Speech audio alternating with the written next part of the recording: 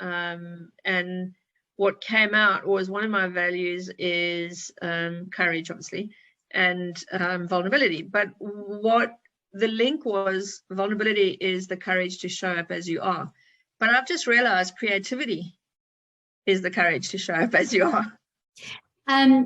Creativity requires extreme both vulnerability and courage, because you are putting a new idea out there in the world and it might not be approved of, which makes you both vulnerable and brave to do it. So for me, I describe courage as being afraid and doing it anyway.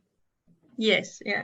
And absolutely, courage with creative courage requires vulnerability, and that's scary. So I think that's often why people block their creativity, is because it can be scary. I mean, I tell the story, I won't go into it much now, but I do tell the story to people in to illustrate this, of the very first exhibition I had, where there were huge paintings of mine opposite the entrance, and I walked in at the opening and people were ripping my work to shreds because it was my soul on the wall.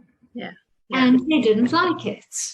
Yeah. And okay, the story had a happy ending, but you have to be willing to risk that people maybe won't approve of your creative ideas, and that's okay, because it's a process.